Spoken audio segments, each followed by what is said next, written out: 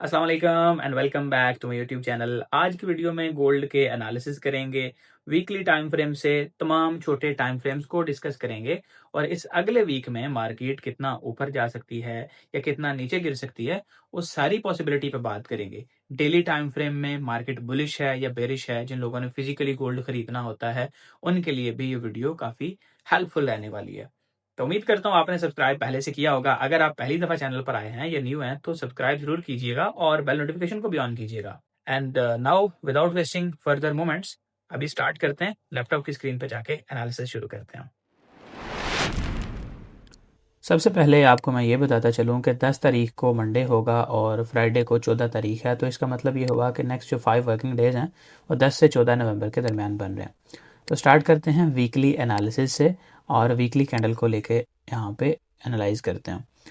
हमें बहुत छोटी सी एक वीकली कैंडल नज़र आ रही है जो कि ग्रीन क्लोज हो चुकी है। एटलीस्ट एक ग्रीन सिग्नल है बायर्स के लिए कि यार यहाँ से बाइंग स्ट्रेंथ जो ख़त्म हो गई थी ऊपर जाके वो दोबारा से आना शुरू हो चुकी है।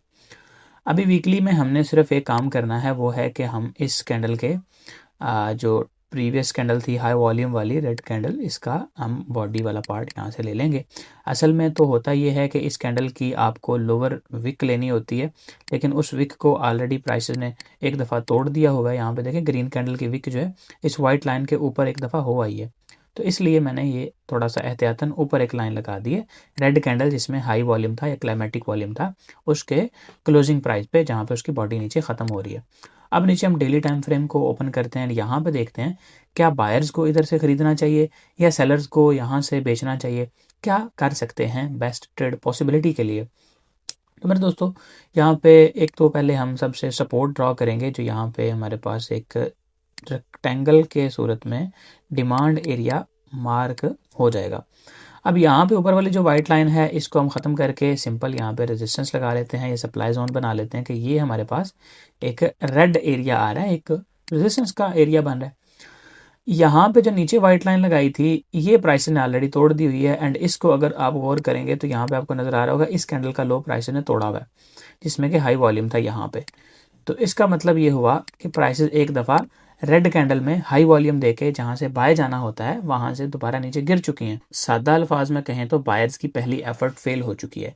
अभी अगर प्राइसेस को आपने सेल करना है, सेल की ट्रेड लेनी है, तो उसके लिए आपके पास ये एक एरिया है, ये एक लेवल है जहाँ से आप सेल कर सकते हैं। तकरीबन 4120 और 30 के दरमियान ये एरिया बन रहा होगा जहाँ से आप फर्स्ट सेलिंग ट्राई कर सकते हैं और ये स्कैल्पिंग।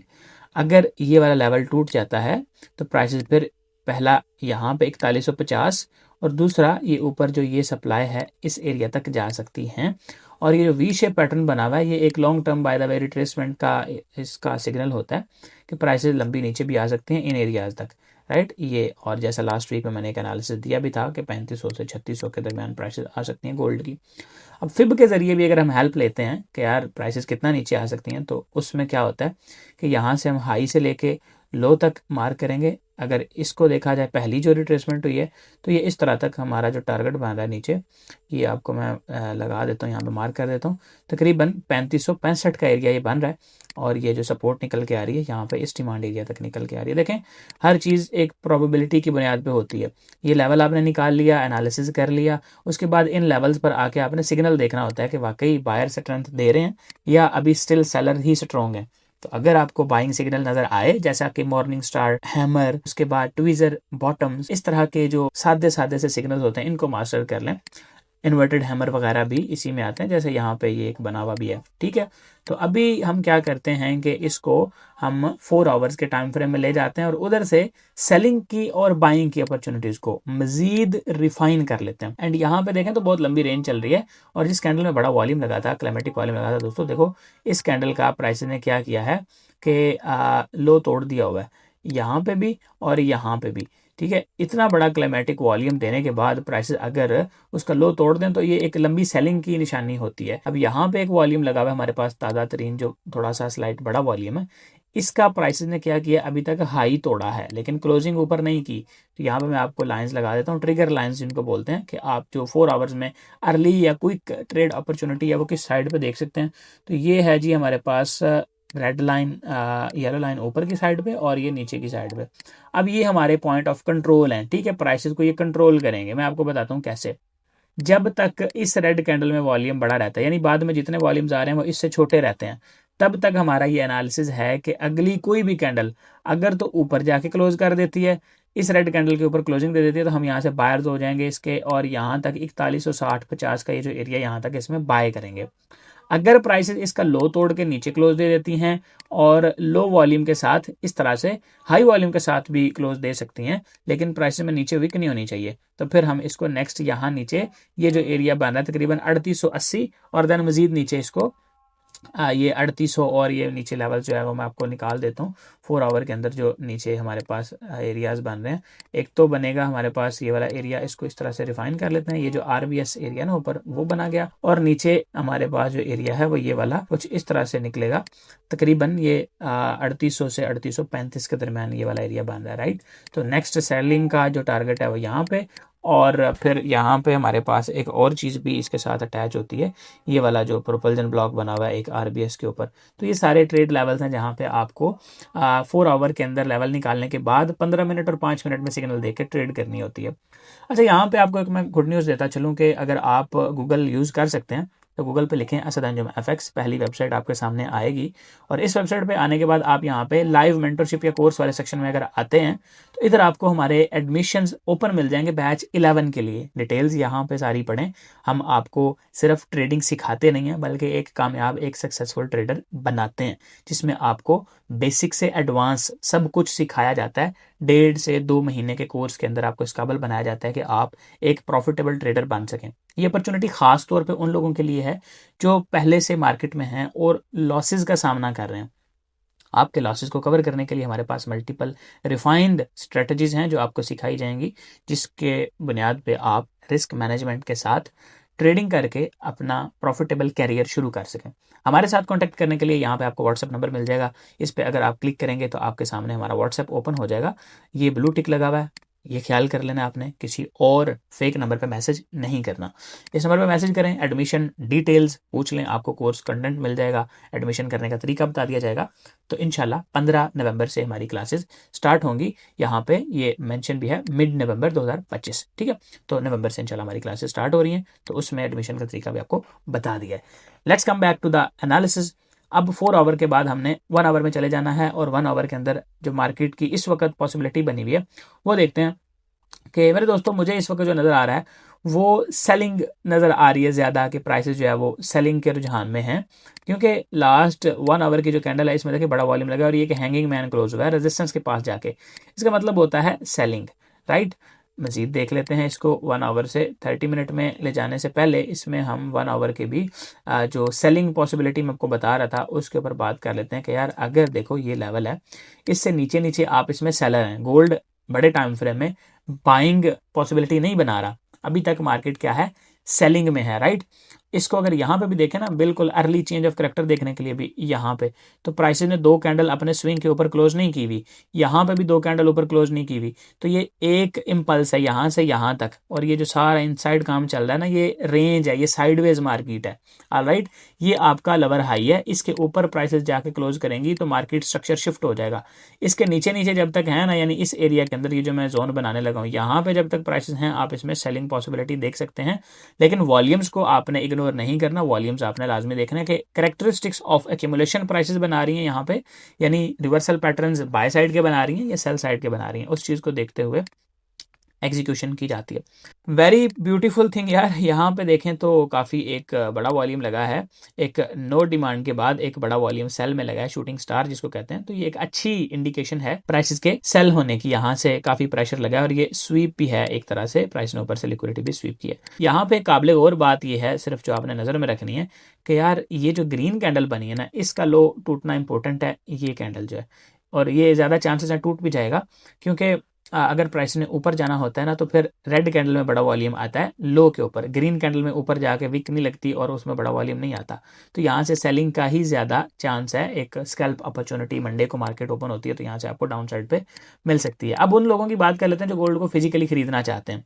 लास्ट वीक मैंने एनालिसिस दिया था और उसमें बताया था कि यार जो है आप लोग गोल्ड को अगर ख़रीदना चाहते हैं, लॉन्ग टर्म इन्वेस्टमेंट करना चाहते हैं, आपने ज़ाहिर बात है कुछ सालों के लिए इन्वेस्ट करना है, आपको 1 महीने 2 महीने के शॉर्ट टर्म मूव से फ़र्क नहीं पड़ता।